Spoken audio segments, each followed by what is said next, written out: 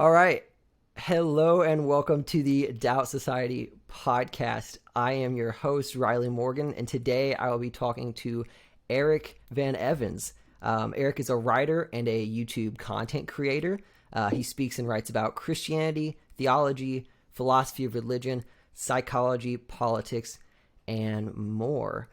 Eric, welcome to the show. Thanks for having me, man. I really appreciate it. Glad to be here.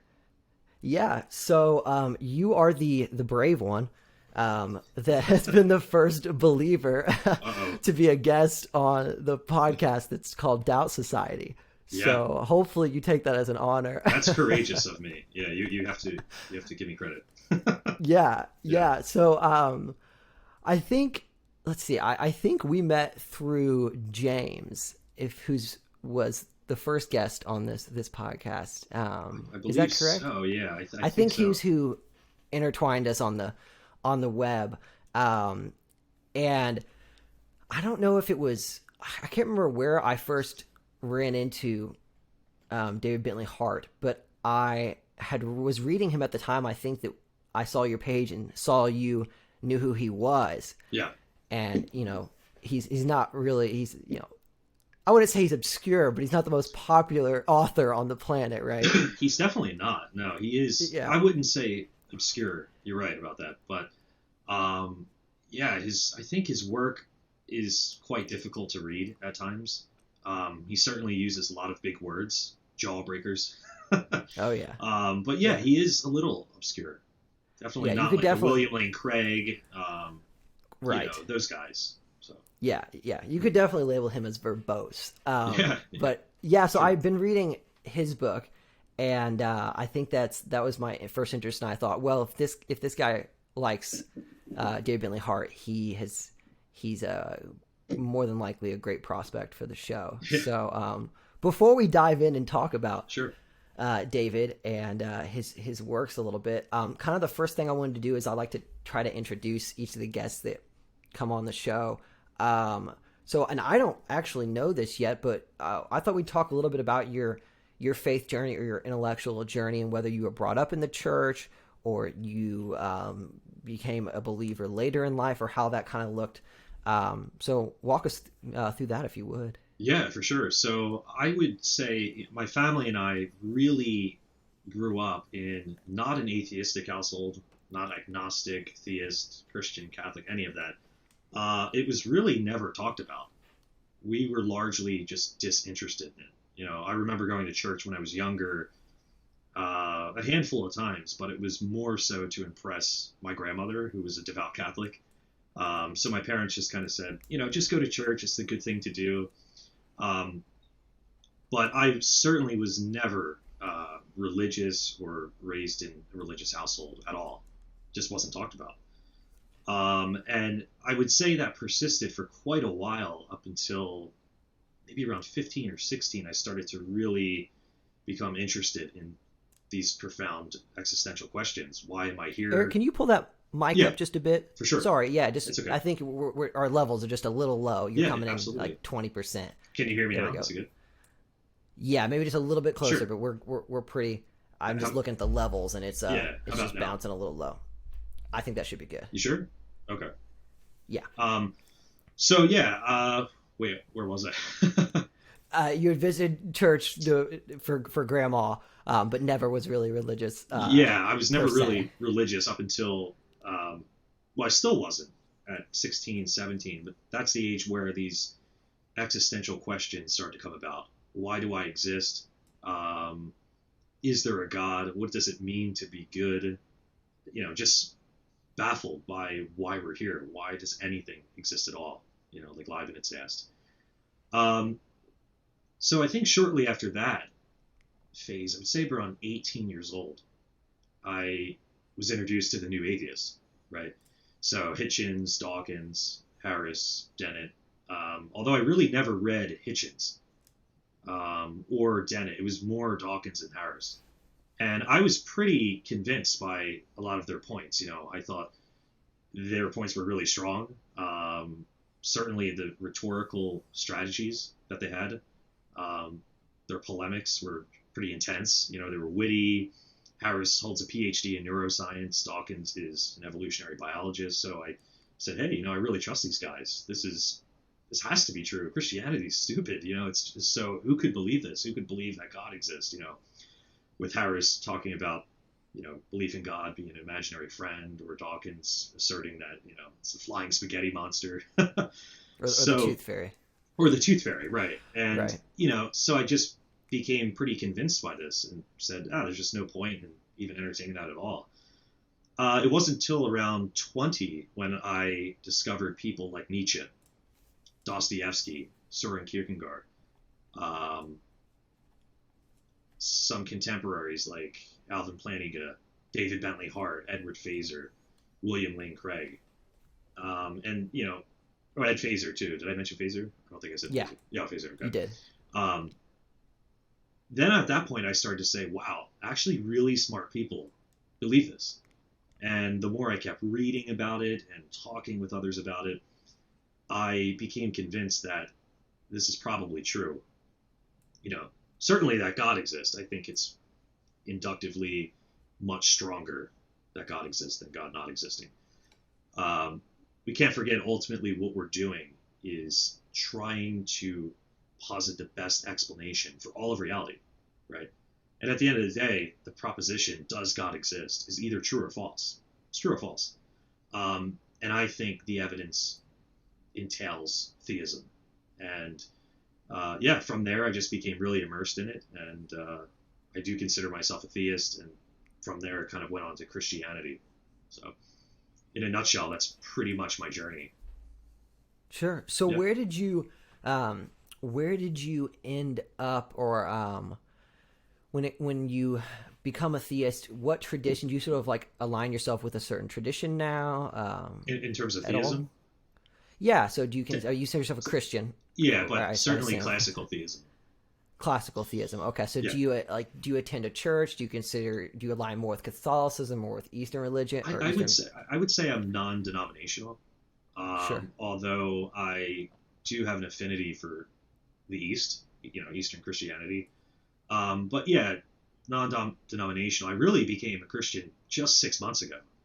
So this is very fresh, So I don't really, I've been to church a couple times in the past 6 months, but I'm not really even a part of a church right now. Yeah. Okay. So that was a quick turn. I don't think I knew that. Yeah. So it's relatively. It was so recent. Yeah. So how old are you now? 25. 25. Yes.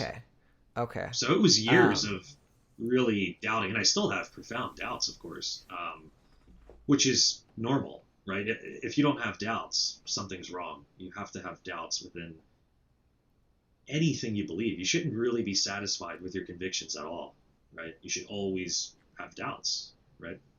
Yeah, and I think that's probably one of the things with dogmatic faith, at least. For sure.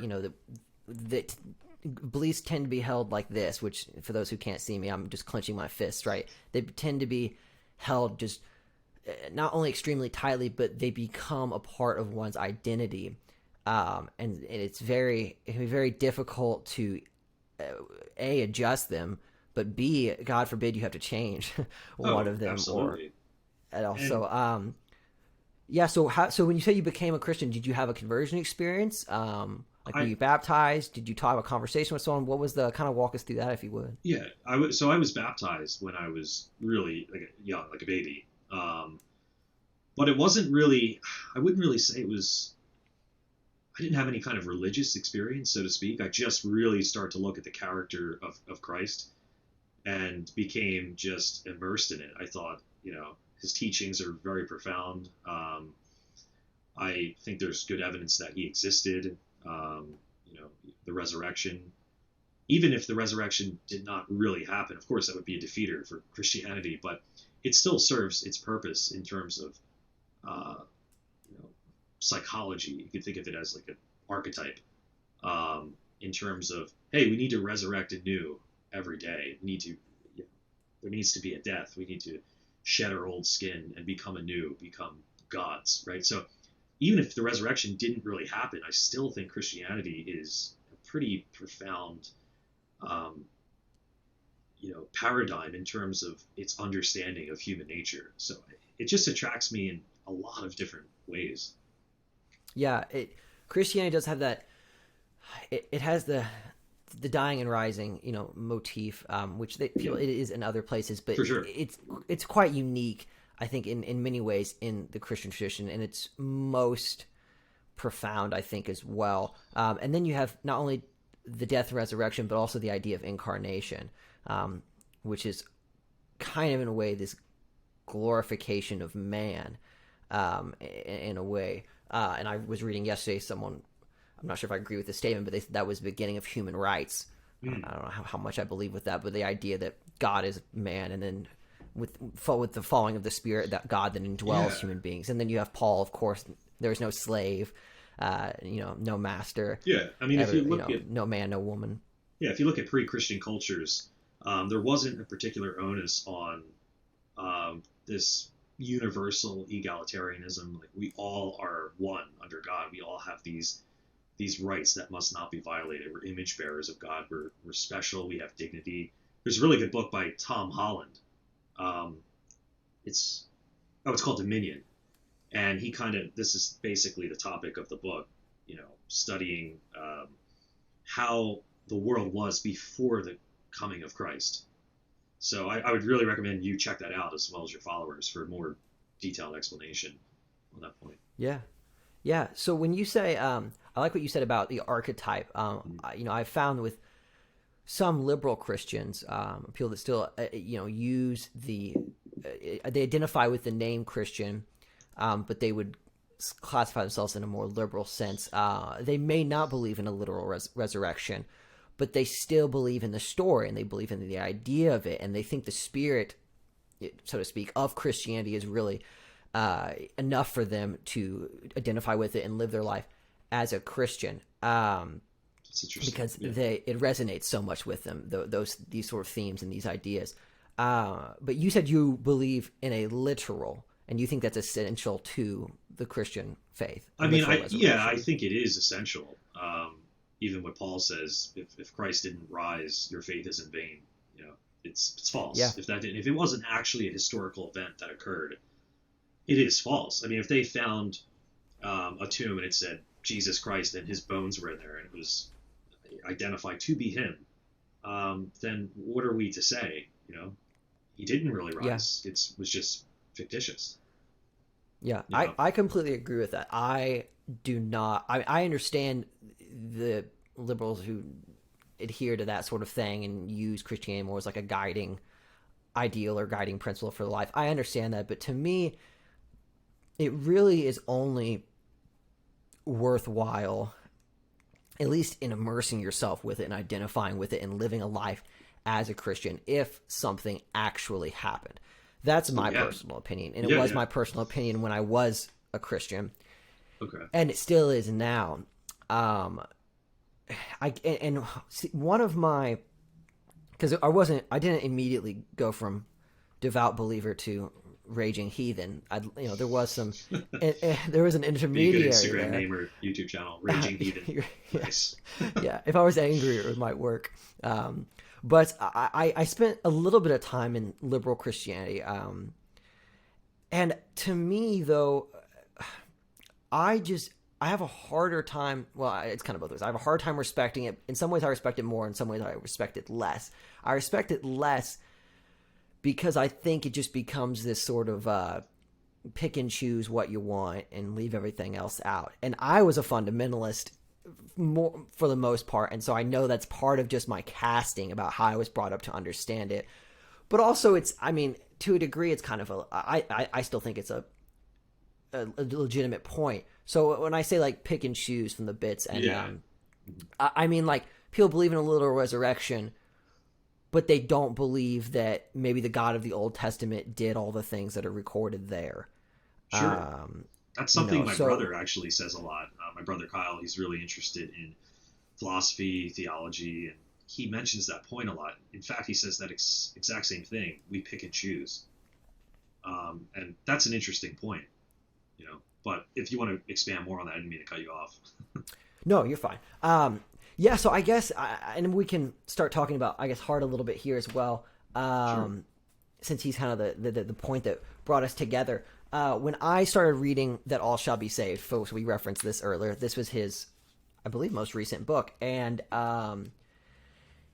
is the best case I have come across for universalism. So universalism, for those who don't know that term, that's the idea that in the end, all things will be restored to God. All people will be saved, and the universe as a whole will kind of be pulled out of this fallen nature, you could say, and restored back to an Edenic sort of state. And I was first introduced to this idea actually by, here we go, I'm gonna drop a name here, Rob Bell.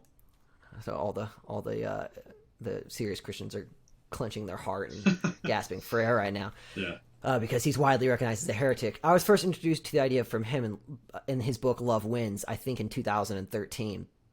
And it had a great impression on me. It wasn't enough to keep me as a believer, but I thought that was a much more cohesive, respectable, and beautiful view of the faith than otherwise. But kind of bringing this back to what I said about the bits and pieces. Sure. I have a hard time seeing it in Scripture. I kind of respected Hart's what he did with that, and maybe it has more to do with translation, and I should get back into studying my Greek. But the sentiment of it and the idea of it, I greatly appreciate it. So, are you a believer in an actual hell, or you kind of identify with Hart that there is no hell, or what's kind of walk me through your thoughts there? That's a good question. I do identify with Hart. I think that there is a place such as hell, or an experience. I don't think we can fully understand the ontology of hell.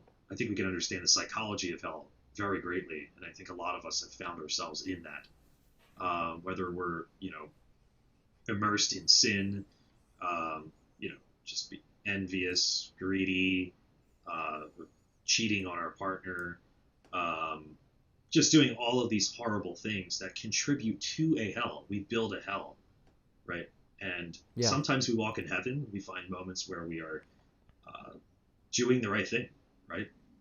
But other times we are just immersed in sin, and slowly over time you might not notice it, but it builds gradually and gradually and gradually, and you find yourself in that hell. And so I don't think it's really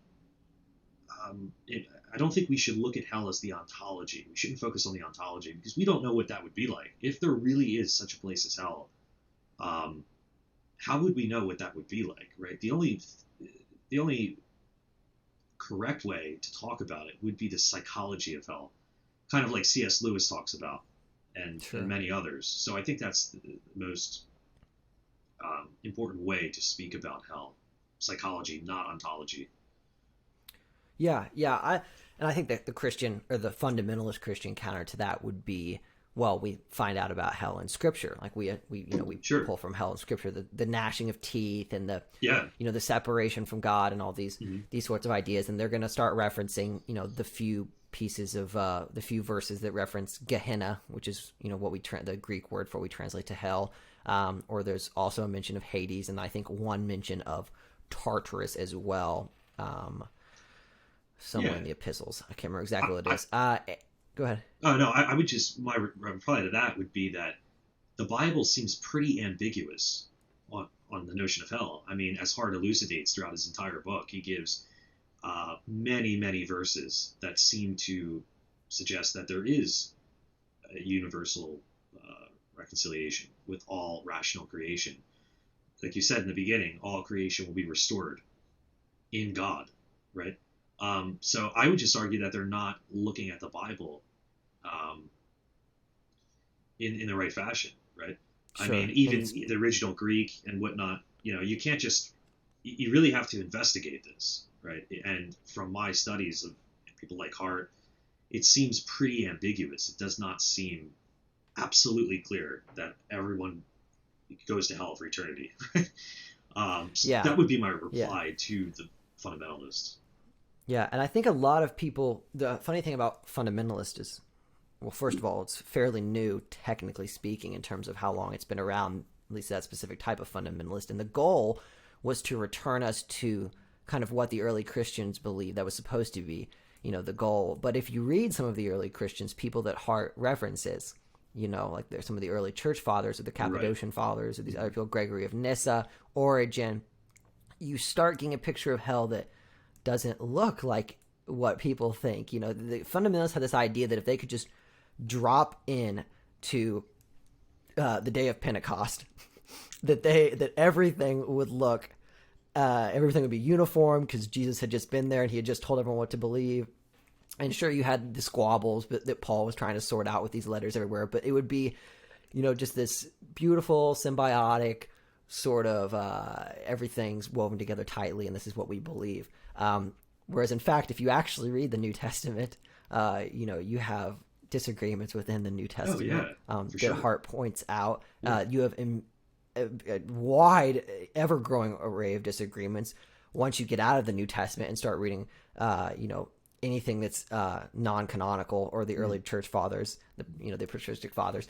And, that's why Bart Ehrman would say he doesn't speak about early Christianity. He speaks about early Christianities.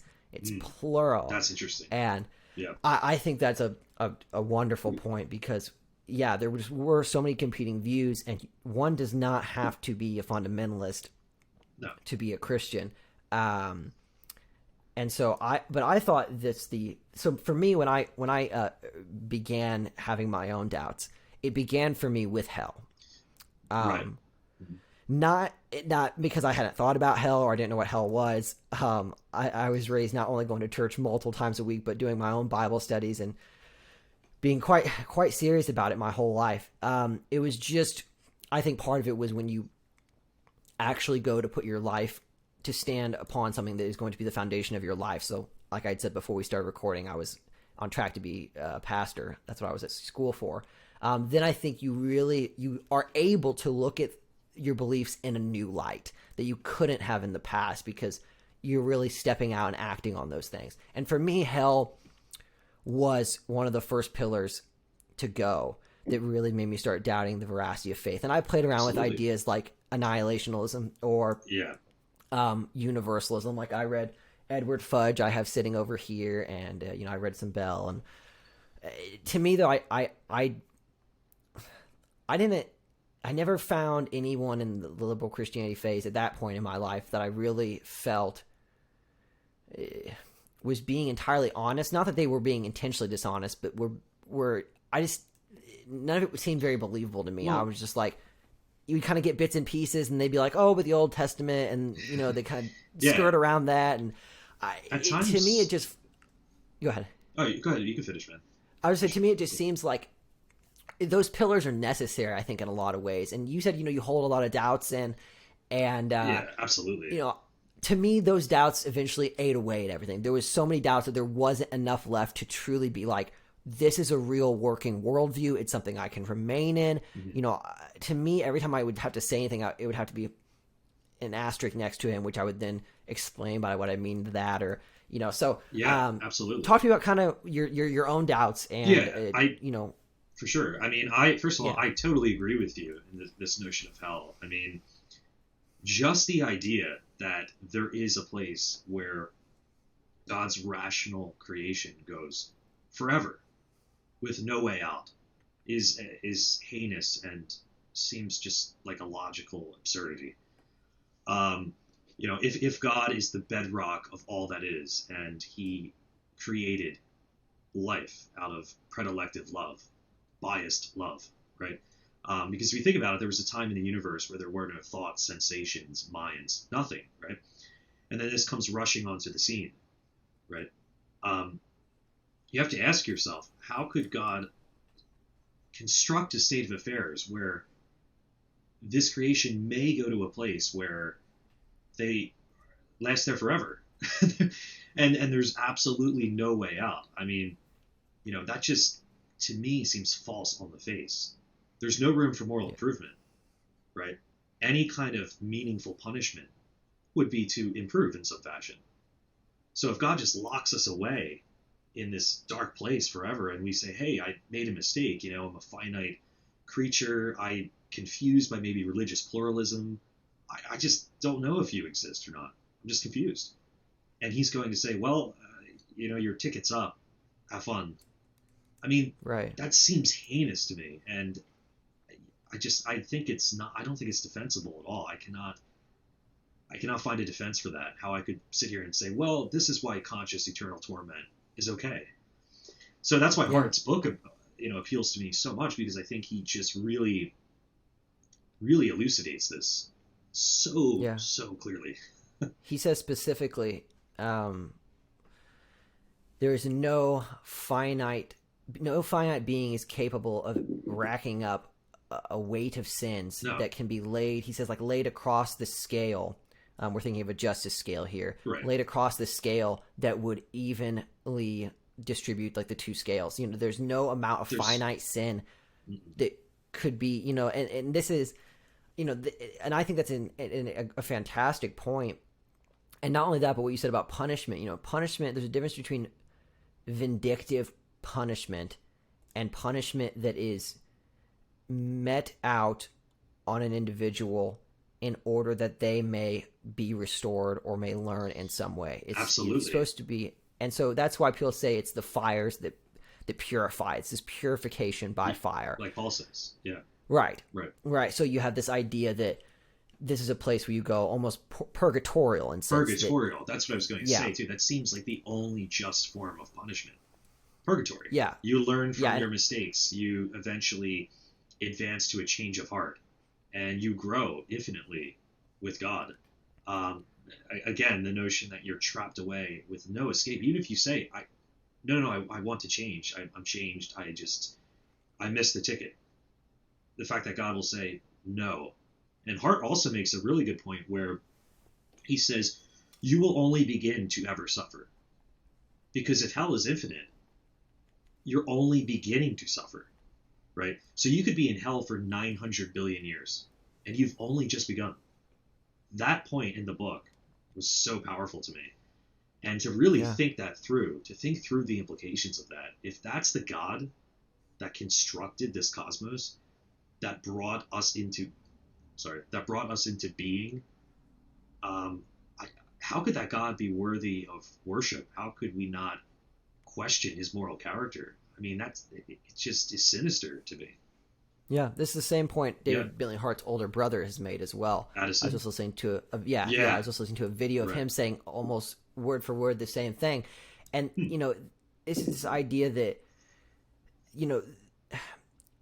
people don't, this is why he writes, one of the best things he writes in this book is that people believe they believe in hell. Oh, I know exactly what you're talking about. And he says they believe in hell, but they don't actually believe it. They don't actually believe it. I completely agree with that. Like my parents, I adore my parents. My parents are some of the most loving people on earth. There is no way my mother believes in hell. She may believe she believes in hell, but there's not that capacity for what I think an individual, the how much just, and it's just part of this submission to God, and God is sovereign, and if he said it, that's what goes. Like, you have got to be more in touch with your own moral capacity. Yeah. If that does not bother you, something is wrong with you. You have deflated your own moral, capacity by such a great deal, such a great value that I don't understand how we are the same too. Like, we are both human beings talking to each other. And so that is one of the best points he made. And it's true. Like how could this eternity of just constant pain, and like you said, like too. Conscious. Yes, eternal conscious torment forever.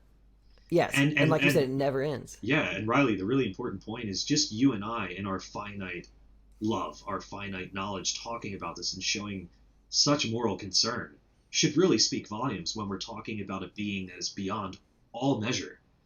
So there's an argument too that if hell is really eternal, how could God expunge that from his mind? Right? How could he know that his creation is in hell, that he created, his rational creation that he supposedly loves more than anything, and carry on with that? Right? I think that's a really interesting point. That is an interesting line of thought. Yeah. I think it's the same argument that in the end, God really doesn't win. People act like this is a evangelion, right? This is the good news. And the truth is that no, God set this in motion, supposedly knowing what was going to happen. And it looks like to me that Satan or the dark forces or whatever you want to call them, he won because he took the vast majority of human beings with him on his rebellious course forever. What sort of victory is that? Like, I thought God was. That's a great point. Is God not the ultimate victor? Does he not have the power over his creation? And Riley, I agree with you.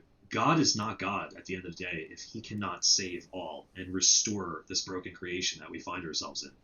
So if there is no ultimate cosmic restoration, this rescue, this dragging towards God, then you're right. It seems as if he's been defeated. Yes. Yeah. I cannot map it on in any logical way to my mind, And there are many hopeful universalists. I've talked with Michael Jones a lot from Inspiring Philosophy. And although he wouldn't call himself a universalist, he says, I'm a hopeful universalist. It's probably not the case that there's an eternal hell. But just the notion that we have to say, there might be, is problematic. I'm hopeful that God is not a moral monster. Like, I'm hopeful that's what I hear in my brain. Like, I'm hopeful that he may let my aunt out of hell eventually, maybe like 1,000,000 years. She just is a wonderful person.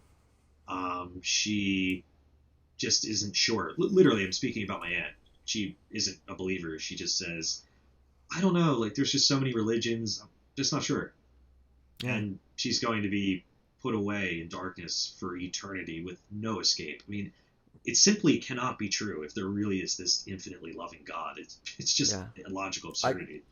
I completely agree. And when you start talking about things as complex as people's IQ and their ability to understand complex thought, and not only that, but their experience. We talked earlier about experiencing hell on earth, and there are people who have experienced a type of life on this earth that I will never be able to imagine or to feel in any degree because of my own privileged life and happen to be born in the United States and born to kind parents and a kind family.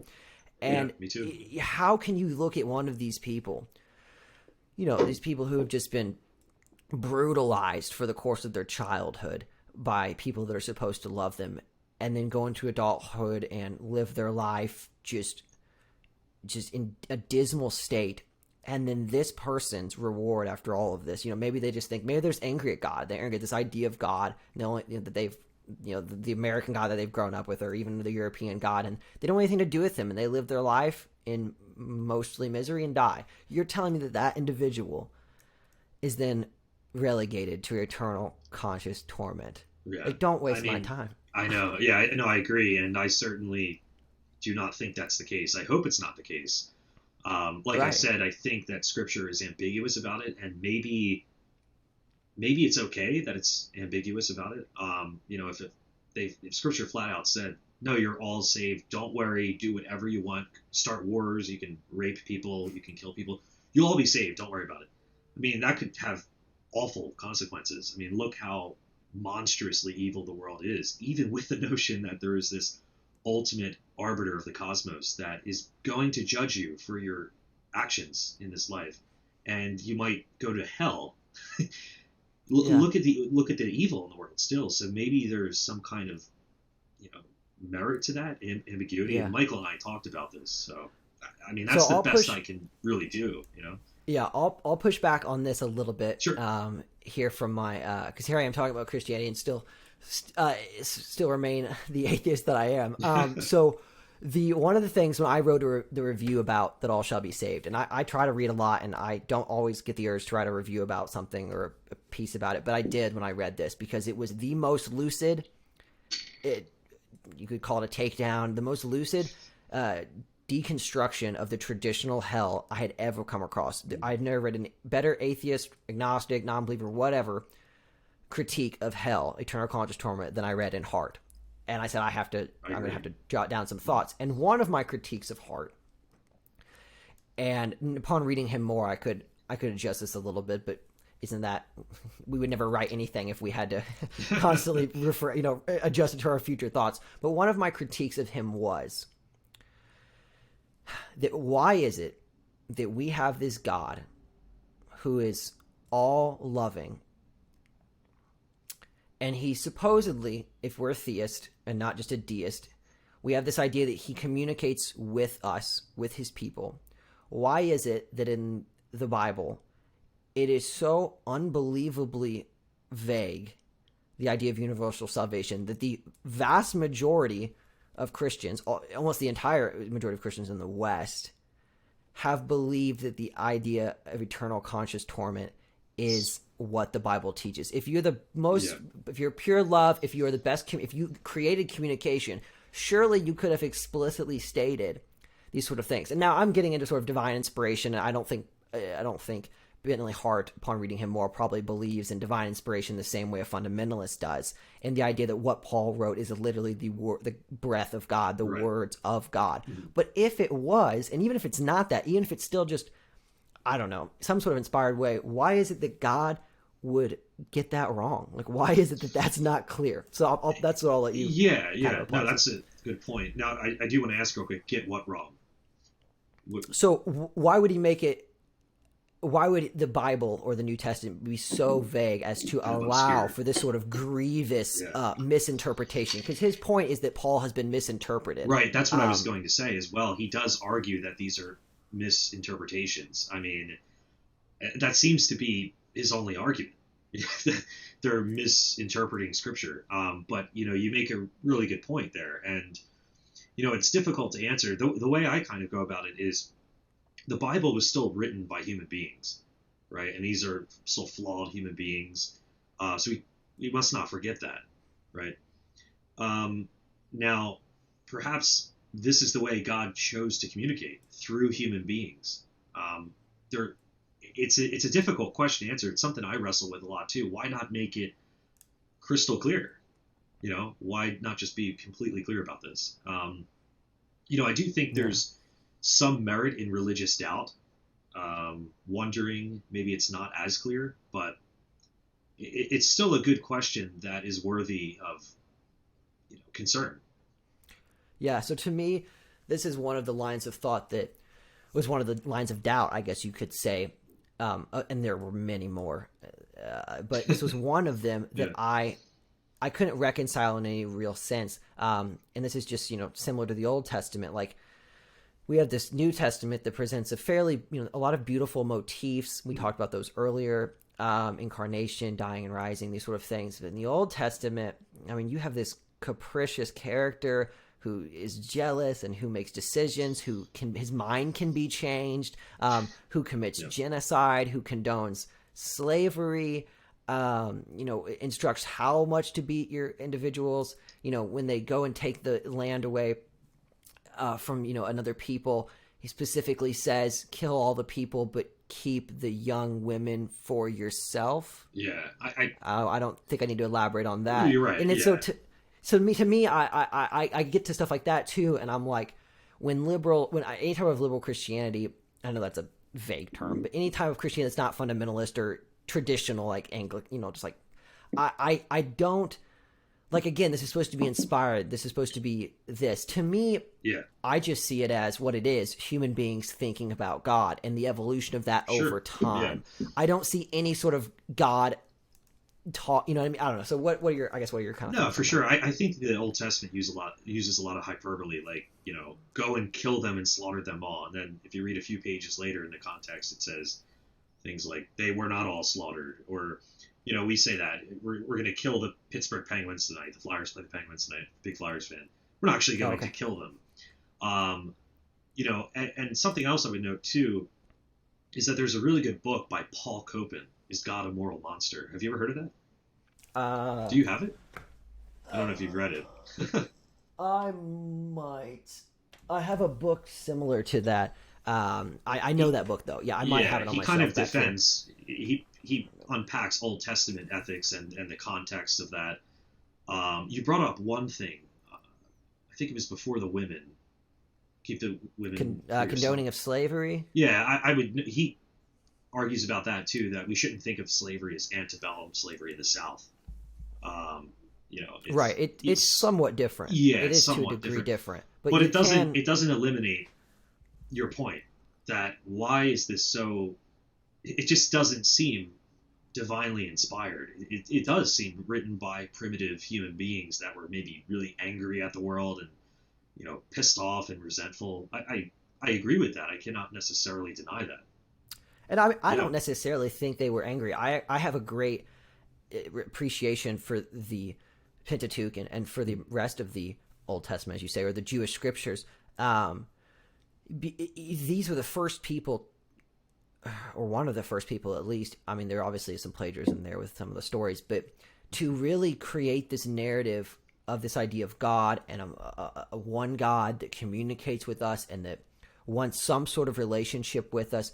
And I have a great appreciation for that tradition and for not only that, but for the literature that's found within. I mean, how can you not appreciate Job or appreciate Ecclesiastes? Oh, yeah. I mean, these are Sure. unbelievable works. So I have a great agree. respect for it and I have a great admiration for what they did. To me, it loses that though when someone comes along and says, this is God's inspired word and God condoned this and God did this. Yeah. But then you also want to then do what most theists would do, which then say God is love, or God is, it's just to me, it's just it spoils it. Then it just becomes rotten. Yeah. I mean, no, I definitely think you have a good point there. But yeah, so I do have a question for you real quick. Does this affect, what do you think about theism in general? Say Christianity is just out of the picture. What do you think of just theism in general? Like so classical theism. Yeah, so classical theism, and we've been talking about this before the podcast as well. I've been reading Hart's book, The Experience of God, Being, Consciousness, and Bliss. Mm-hmm. And I'm at the being, so I'm about a third of the way through. And it's not my first encounter with classical theism, but it's quite good, and I like it, and I really don't have a problem with that sort of God. I should specify. So deism, I don't really have a problem with deism, which is the idea that there is like some sort of, and I know if you read this book, Hart plays with those words a lot, but I have to somewhat speak in generalities here. But I don't have this problem with this idea of some sort of force that is the ground of being, or that is the uncaused cause. Right. No, I know Hart doesn't like that phrasing, or that is the infinite source of actuality that exists and props up all things and puts actuality into all of us at all moments, at all times. I like that, and I appreciate that, and I do think deductively he does a really, really good job of saying this is a real possibility. Oh yeah, and sure. I think that's great, but this is where the words come into. He uses theism for this. To me, though, theism, and I know he's going to talk about this later in the book, and I've heard him speak, online, and he talks about this, and that also be shade. But theism implies that God is talking to us in some way. God is this interactive force, right? Not a person in Hart's sense. Some people would say a person, that we can interact with, or like Christians would say, we can have a relationship with. He can live in our heart. If you really want to use some of the worse ways to phrase it. And that is where I just don't think I don't think that can be shown in such a way that would make any of the theistic traditions believable. And to Hart, that doesn't seem to be important, though. He seems to think that a good Muslim will end up in the same place as a good Christian, as long as they are oriented towards God. Well, that's what I think too. That's what and Hart says this somewhere where, we have to remember that this is ultimately, we shouldn't look at religion as a closed system of thought. This is the collective human experience verging towards that of the infinite, right? So no, I totally agree with Hart. I don't think if you're a Muslim and you just have, again, doubts, you're consigned to an eternity in hell. I think everyone eventually will be restored and find the ultimate truth. But yeah, I mean, in terms of theism, I think Hart makes great points as well. I think his arguments are very strong. I also think you can perhaps construct like a metaphysical demonstration of God's love, right? And a lot of monotheistic religions agree with this, right? Christianity is the only one where God reveals himself, as we're told. But just the act of creation itself, if God really is the infinite wellspring of all that is, he has always existed, why choose to add conscious creatures into the cosmos? We're merely contingent, participatory creatures. Why are we participating at all? And I think that's very interesting, that even if God hasn't revealed himself, Christianity is false, I still think we could have something to stand on that say God may have an interest in his creatures. The fact that we're here at all, if we can demonstrate that God indeed does exist. So like even that deistic conception of God, that would be problematic, of course, because under deism, God creates and he's like the deadbeat dad, to use Spacer's words. He just leaves. He's not here anymore. So if deism is true, then that's doesn't seem like a good God. Like, I'll create you guys, but screw you. I'm gone. I'm out of the picture. Yeah. But so, I think there's a lot of problems with deism too. I think, I agree with Aquinas that there needs to be some kind of sustaining, hierarchical, not linear, back in time, right now, hierarchical series of causation that keeps this afloat. So yeah. So I guess my response to that would be that when again we draw back religion to this grand picture, like Hart's picture, where if you're a good Muslim you go to heaven, or you're a good Christian you go to heaven. To me, I understand that if you just go all the way back to deism, maybe you lose the eternal living in eternal bliss or the afterlife part. For sure. But to me, there's not enough there for me to really care. Like, in the sense that not really. That's a bad way. Can I ask you a question? Yeah. What would be enough? I always ask what would be enough? What would be enough for you to say that's enough there? Yeah, I don't mean evidence-wise right here. What I mean is that when I mean is that, okay, so let's say we all go to heaven and heaven's great, whatever it is, it's actually pretty cool. It's not just worshiping the dear leader from dawn to dusk, as Hitchens would say. Yeah. It's not just this celestial North Korea. Again, Hitchens. I'm pulling these from him. Yeah. It is actually some way, somehow, a place where we can go, and there's Christian work on this, where we still live in a real sense and we still struggle in a real sense. Because to me, I don't want to go experience eternal bliss. The only thing in my life that's ever given me anything, and maybe I say this from a position of privilege in some way, but is that I like pain and growth and music based on pain and all these things. That's all part of the human experience, and I would not give that up for utopia. Utopia, I think. And so, I guess when I see this grand picture and Hart kind of paints this or whatever, I'm like, okay, cool. But here's the deal. That's never where it stops. It maybe with Hart it stops, but clearly Hart is the anomaly here. For the majority of Christian history, including people he talks about like Aquinas and Augustine and these other folks, it doesn't end there. It then goes to the dogmas, and it goes to the individual specific things and the incarnation. Sure. And it actually happened, and this actually happened, and this is how you should pray, and this is how you should have sex, and in what position, and this is what you should eat. Again, a Hitchens phrase. This is what you should eat, and this is how you should live. Right. And it becomes dogmatic. It becomes a religion. It becomes something that I think corrupts us as human beings in a sense of where we just it loses the truth in it, the truth and the beauty. So I guess that's my thing, is to go any further than that, it doesn't seem possible to me logically. There's just not enough evidence for it. But to go that far, to me, really just doesn't. I'm like, okay, so there's a God, and no matter what religion you are, if you try to be a good person, you go to heaven. Okay, that's not. But I think we should be careful too. I don't think disagreement entails falsity, so to speak. You know what I mean? Ultimately, human beings are interpreting these things. There's going to be profound disagreement, but I still think that, like I said before, we shouldn't look at religion as a closed system. It's the human experience verging towards that of the infinite. It's still there. It's still kind of intact. We're all orienting our will towards the same thing, so to speak. Whether we're atheist or theist, we're still seeking truth, but we can still disagree. But that would negate the potential veracity of what we're trying to discover.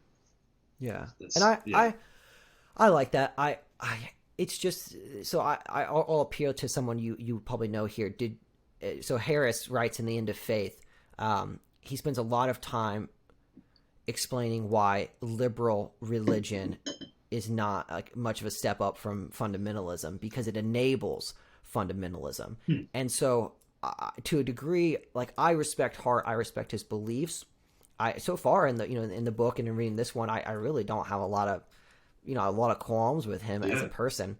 It's just like, okay, it seems like a pretty good way to, you're based in reason. You're thinking about these things clearly. He is clearly more in touch with his moral compass than the vast majority of theists I've read in the past, and the most people you just meet on the street, atheists, for sure. I mean, whatever. So but it just doesn't seem to end there. What I think Hart and I have more in common than he has with a fundamentalist Muslim or even a fundamentalist Christian. I agree. And Hart even says that. I forget where he says it, but he says, I have more respect for certain brands of atheism than Christian fundamentalism, Yeah. And that's the way I feel too. I mean, ultimately, I do understand your points that there's a lot of disagreement, there's confusion about certain things. For me, I just look, first of all, I think that it's inductively stronger, as I said, that God exists. I think that God does exist. I think that's more likely than not. And then I just focus on the character of Jesus, right? Himself, his teachings. I think that's very important. So, all the other stuff, while it's important, you're right, we can run into dogmas, this profound disagreement, religious pluralism, and we should attack that. But if we argue for theism first and then we look at the character of Jesus, I think we're in a good realm here. That's kind of my approach. Yeah, and I luckily I think just talking to you and knowing to you, it might not. It doesn't progress to it doesn't metastasize, to use a medical term, and become this sort of cancerous, horrible, dogmatic, faith that it seems to end up in. So, to me, it's just, I just, at this point, at this kind of, it's not even, I almost can't even call it a faith anymore, because even if you don't have faith, as long as your, what do we say, will is oriented broadly towards good and towards being a decent person, you'll end up, spending less time in purgatory or get to heaven faster than a Christian who had spent their life threatening hellfire on homosexuals, maybe, or whatever, what have you. And so it just, to me, and maybe this is just because I grew up a fundamentalist, it just all falls apart without some of those, it's because if Christ didn't die and, like you said, resurrect, the faith is vain. According to Hart, it doesn't matter, because if you're a Muslim, if you're a Muslim or whatever, you're going to end up at the same place anyways if you're a good Muslim. So that's a good to point. me, then, but I mean, I'm like, where does he say that exactly though? Do you know where? Or did he say it? I don't know the context of it. I should be upfront. I'm not a Hart expert. I've just, I'm only halfway through that book, and I've read this one, and so. But the general sense I'm getting from him and from watching him online as well, I've spent a good few hours watching, I think, a lot of, if not most of his content that's available. And so these are ideas that I'm playing. And I'm very well could come on here and have his own opinions and what he actually thinks. And I'm sure I'm misrepresenting him in some case. But I speak of Hart and those like him who have these kind of ideas. That that's fine. Yeah. If you are, I was just curious if you had the book or where he said that. Well, he does talk about. I don't know if it's in there, but one. He does. I have heard him speak about, like, I think it is in the Experience of God, where he talks about, a good Muslim would. I can't remember exactly. Yeah. I'm simultaneously reading a book that was also about Islam. At the same time, I read a lot too. It gets confusing at times. I'm like, what am I reading today? But let's just say, regardless of Hart, if it is the case that a good Muslim, a person or even a good atheist, I try to be a decent person. Let's just say that I end up in this. I end up where the same place that you end up, or the same place that my mom, a devout evangelical, ends up, and at the same pace. To me, then, is not Paul's statement, if Christ has not died, this is all in vain. Is it's actually, I guess, yeah, that's a good point. I mean, well, I guess I'm sorry, to answer my own question, I guess the Christian response would be, well, Christ did die. The Christian Universalist response would be, Christ did die, so his saving power saves you regardless of not. But to me, if it didn't happen, right, I don't know. I'm going in circles. No, it's okay. I mean, that's a really good point. That's probably what they would say, that Christ just, is the hero, so to speak, that he set the example, to restore creation. And you can choose to follow him, and maybe you'll be in heaven while you're here on earth. You can try to avoid hell, like we talked about earlier. Right. It's just, to me, it's utterly irrelevant to think about the ontology of hell, what that might be like. I think we should strictly focus on the psychology of hell. But yeah, I mean, would a good Muslim end up in heaven? I mean, just asking that question makes me uncomfortable. I mean, I think, of course, again, if God exists, we are all his creation. We're all his rational creation. He wanted us to be here, to participate in the cosmos, to add, flavor and color within the cosmos. And, if heaven really does exist, we will infinitely grow. And, but again, what that will be like, I have no idea, Yeah. But yeah, I think ultimately purgatory is the only morally permissible state of affairs. Even annihilationism, which we haven't really touched upon yet, it's a little bit better than eternal conscious torment. Like, maybe someone becomes so depraved that eventually they just, fizzle out of existence. But even that, couldn't God still work so hard to save them? I mean, why does God create a state of affairs where rational creation fizzles out of existence? But again, if we have free will, we have an identity, we can choose that. We can choose to say, no, I want nothing to do with God. How that would look for eternity, I don't know. Maybe that would be really bad. But it's certainly better than eternal conscious torment. But ultimately, this kind of purgatory, this, as my friend David Armstrong said, cosmic rehab. Cosmic rehab. It's good. Is the most morally permissible and logically coherent state of affairs. So yeah. So let's see. So I will. We talked about the new atheists a little bit. Let me bring them back up again and tell you why you're completely wrong, Eric. Oh God! Let me tell you. Let me give you my 2 cents. And I talked to James about this recently too. Sure. About let me raise my shield and my sword about the new atheists. Yeah. Specifically Hedge, do what you want with Dennett. I have no qualms there. Dawkins, I could live without. I like Harris. I like Harris too. He's my favorite out of all of them. I do like him. I really like Harris, especially what he's still doing to this day, his work, which is, he talks about religion, but it's only part of what he discusses. All this to say, my defense of new atheism lies, because Hart kind of comes gunning for them, but he also almost, attacks his own argument, because he, like you have said, he says he has almost more in common with some of these morally attuned atheists than he would in a fundamentalist Christian. But he says, hey, these people aren't attacking the God of philosophy, or they're not, they don't really address classical theism. They're just talking, they're missing the point. And I agree with that. But here's why that is not the overarching, why that's not that big of a deal. Because, as Hart would say, that is not the God that the vast majority of people, I would say, believe in. They don't believe in this sort of God of philosophy. They believe in a God just like the one that Sam and Christopher and the rest pick at. And so while I don't think they're great, arguing against classical theism, I do find their arguments against the God that I believe, I would say I believed in, and that everyone in my family believes in, and that I would say the 90% of American Christians and probably 85% of European Christians and probably everyone in sub-Saharan, in Africa, the vast majority of Christians will have this sort of idea of God, is what I'm trying to say. No, I agree. And so that's where I say, Hitchens was arguing about things like circumcision and about other sort of, he's not talking about God as being or whatever, but that's not, like we said earlier, like, I don't really have qualms with that. You really, how can you hate somebody who says, oh, really, everybody's going to go to heaven, whatever that means, and God is love? Right. Okay, well, Yeah, great. yeah. We can sit around the campfire. I'll get my guitar. Like we're good.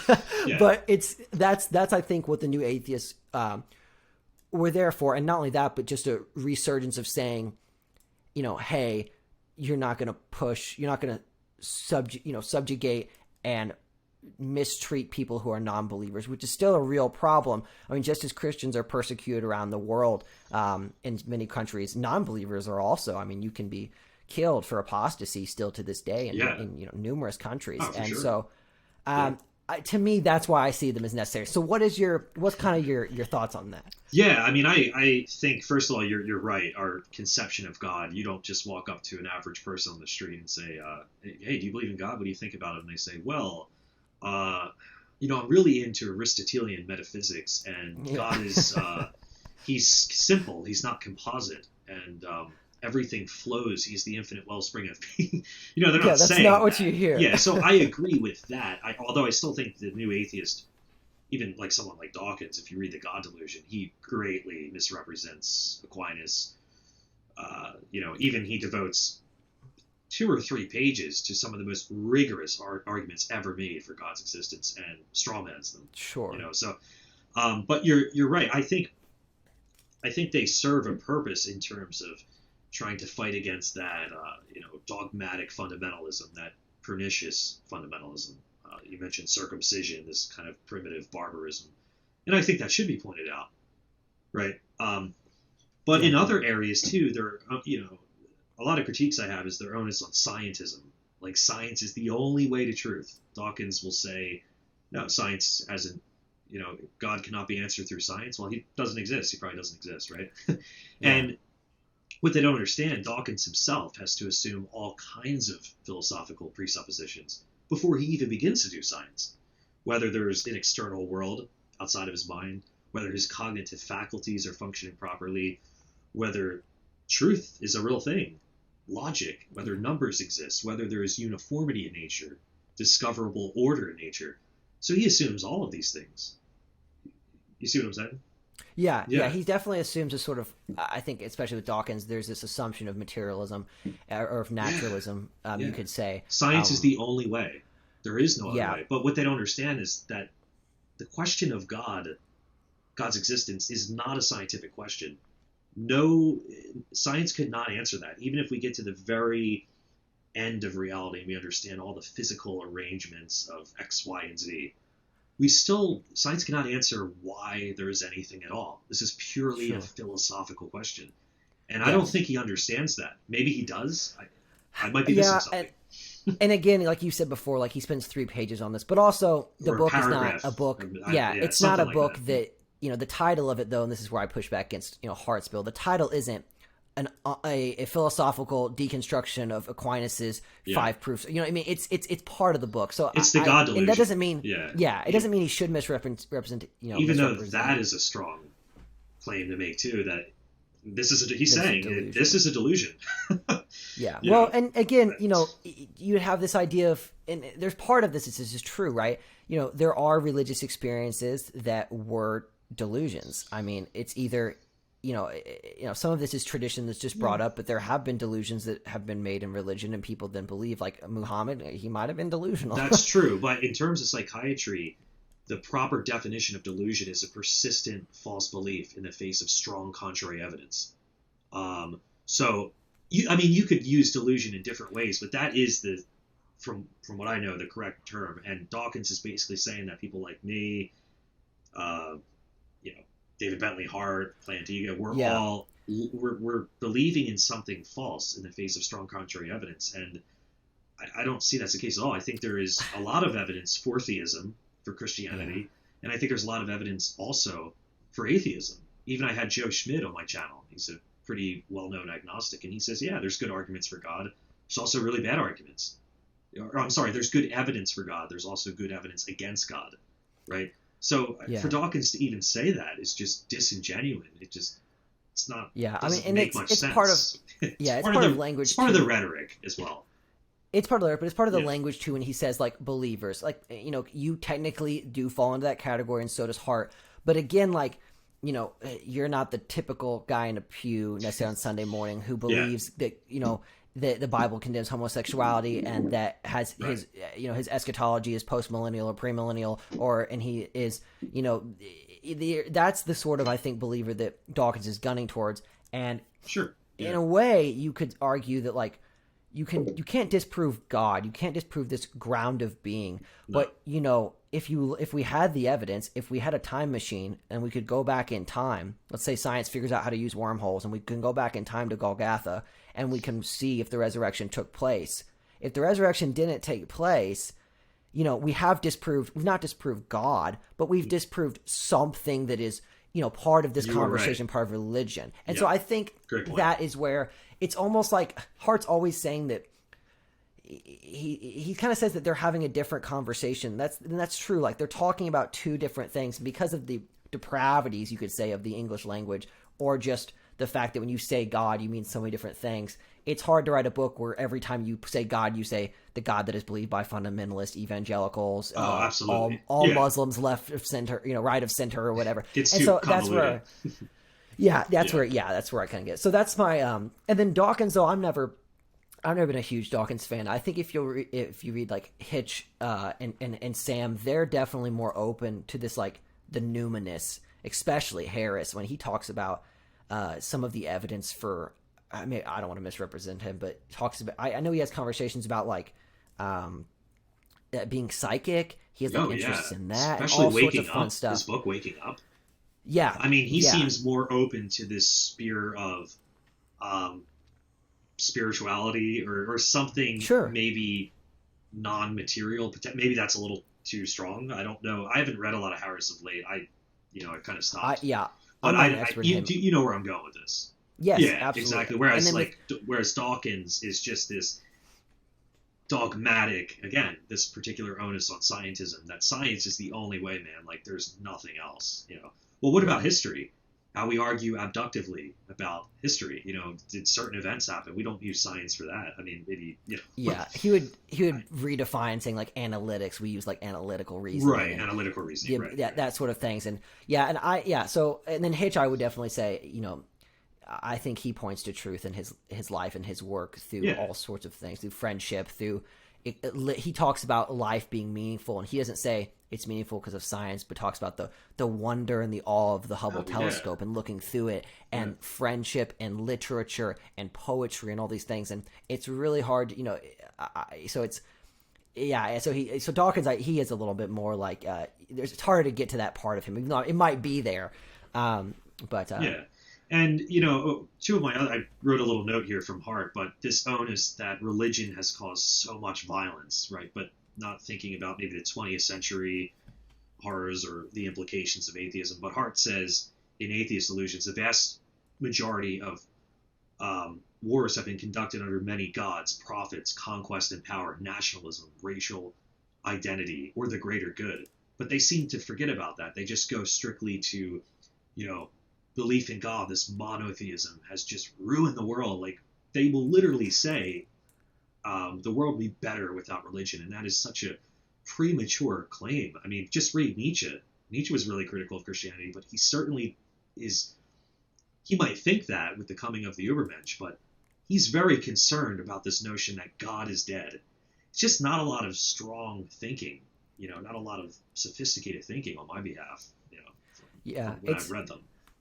Yeah, it certainly, I mean, when you're writing a book on why religion poisons everything, you're definitely going to highlight the bad aspects of it. And those are there to be found. I mean, and I agree with, and I know Hitch isn't always the world's most perfect historian, but, he does bring up a lot of good points, but you also can't ignore the intellectual and truly moral achievements that were made in the West, and we can't delude ourselves into thinking that all of those were made before or after the Enlightenment. Excuse me. Right. This was there's a reason an Enlightenment happened in Christendom. Right. Exactly. And not elsewhere in the world. And so I try to write a middle line there. Yeah. To a degree. And try to just to take things for what they are, but you're gonna. I mean, Christianity, man, it's gave been us a so lot. Influential. I mean, again, Tom Holland's book, Dominion goes through all of this, what the world was like before Christianity, pre-Christian cultures. And someone who really has studied history and wants to be honest is not just going to brush Christianity away like it's just silly, gullible belief. It's not. It's not at all. It has utterly transformed the world. I mean, particularly the West. Right? And also to consider it ridiculous before we did come up with things, before Darwin and before modern philosophy and modern science. I mean, how could anyone not be a believer? Pre even the 1800s almost. Like everyone, even if you talk to the founding fathers. I have to be careful when I say our founding fathers, because not all my guests have been Americans, but our founding fathers in this case, most of them were not. Many of them were deists. They were, because that was the most rational position to take when you don't have this sort of ideas to prop up, an atheism in a way. And to me, atheism and deism is about the same thing. Almost. It pretty much is. But where's God under deism? Like, is he just somewhere else and he's thinking about us? He's like, man, I wonder how they're doing over there. I'm not going to visit them anymore. I'm the deadbeat dad. I mean, it's really interesting when you think about it that way, Yeah, it really is. It really is. But one other point I wanted. Oh, do you have something to say? No, go right ahead. Yeah, one other point I want to make is, just another thing with the critique of the new atheism. Dawkins' incessant obsession with William Paley, right? He talks about this complexity and ascribes complexity to God constantly. God must be so complex. But as you probably know, under classical theism, we hold that God is simple, divine simplicity.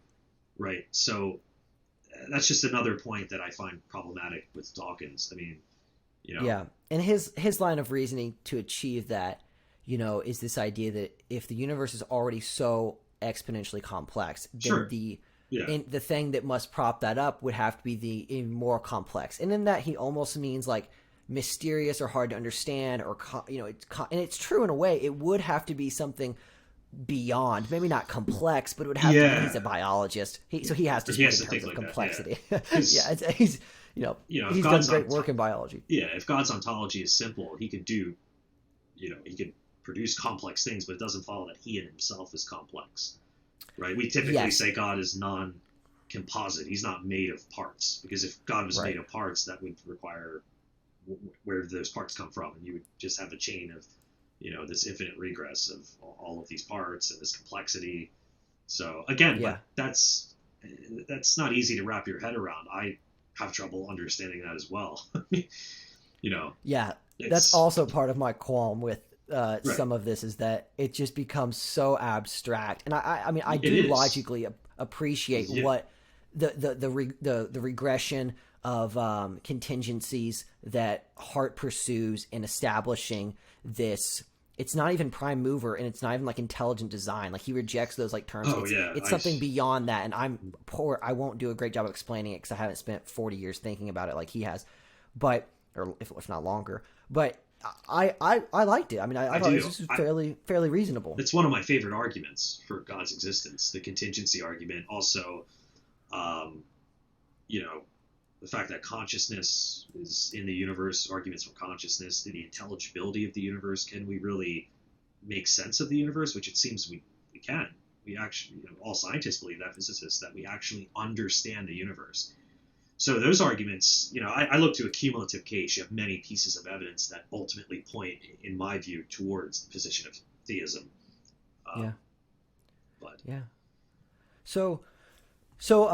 Well, let's see. We've run about an hour and a half. I did have another question for you. One of the things I wanted to ask earlier, but maybe that could kind of wrap us up in a way. Sure.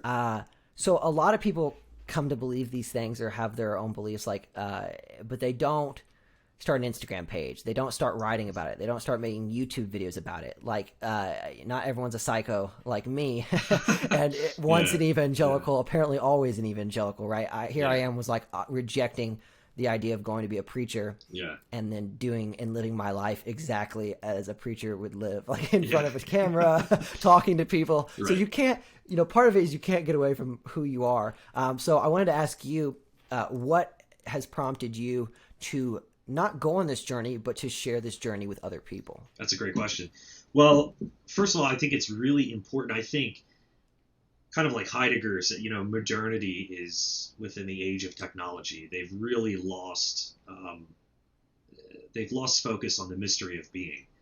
Um, you walk up to the average person and ask them about these questions. Just, hey, why do you think you're here? What is your meaning in life? They seem to give pretty superficial responses. So that's really what inspired me to start, making YouTube videos and being on Instagram and communicating with people daily. I mean, I get messages every day from people saying, hey, I read your stuff on Medium.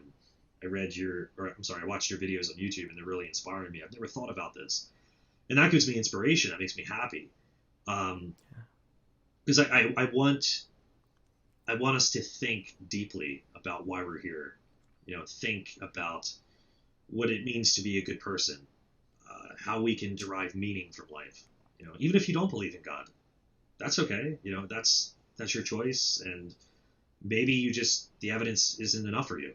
That's okay, but it's still important to think about these things, no matter what religion you're a part of. And I would say the other reason is just because I enjoy it, right? I like to write, make videos, and just really ponder the most pulsating questions of life. Yeah, I think that's a good answer, and I completely agree that I think the elucidation of this mystery, or pointing to the mystery, and to the things around the mystery, and thinking about it, it tends to make people, religious or non-religious, it makes them humbler. It makes them more humble. Yeah. And it makes you more cautious in your speech and in your beliefs, and in my experience, makes people less dogmatic, which tends to be the problem with not only religion but a lot of non-religious thought as well. And I think it produces better, I'd like to think, better human beings. Not that I'm saying we're better human beings than everybody else. That's not what I'm saying. But the act of endeavoring after these sorts of things over a lifetime, I think, can help you be a better person. Yeah. It can help you to be more understanding, to be more open, and hopefully, like you said, like you don't hold on to these ideas of hell that I think are generally harmful. Like I went through all sorts of stuff as a kid. I used to lay in bed and cry because I thought certain family members weren't going to go to heaven because of the way I saw them act growing up. Yeah. I mean, I remember my cousin one time we were at a Bible study thing, and they like separated people by like who was going to heaven and who wasn't. They were like, you had to walk up. They put tape on the ground, and then you had to walk up to the minister leader and whisper in their ear why like you should get into heaven. And the correct answer was what the evangelical answer is, which is I've repented of my sins, been like baptized, born again, and blah blah. And they'd let you in.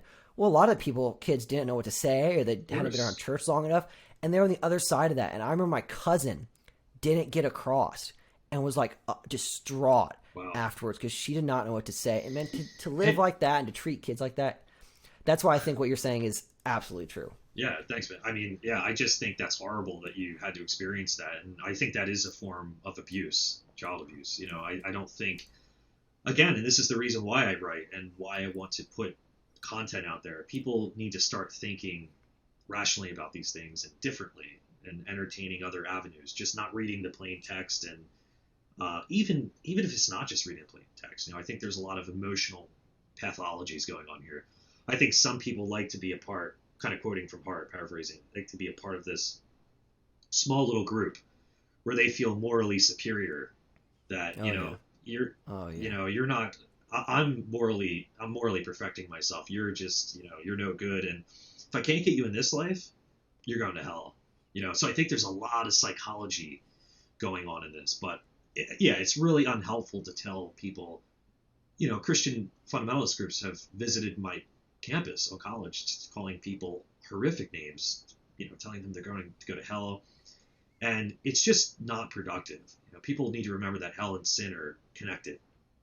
Right. This is why I keep pressing. I hope I don't sound redundant, but it's important to understand that you can be in hell right now, right? You can. Or you can be in heaven right now. But oftentimes we do find ourselves in hell, through constantly sinning, missing the mark, right? I talk to people that feel a little weird about that when I say, hey, you might be sinning. They feel uncomfortable to be told that. But even if you're not a Christian, it doesn't matter. It just means you need to, hey man, you need to really look at your life and reassess it. And you might be missing the mark a little bit, man. You might need to change some things.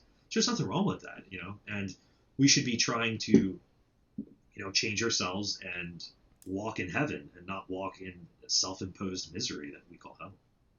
Yeah, I think it's all absolutely true. Absolutely true. Well, hey, thanks so much for coming on. I knew this would be a good conversation as soon as I started reading your stuff and looking at it. And so, yeah, I really appreciate it. Riley, thanks for having me, man. I had a great time, and I hope to be back soon. Also hope to have you on my channel as well. Yeah. Let's pick a date. We'll book it and do it. Sounds good. Take care, man. Thanks, Eric. You too.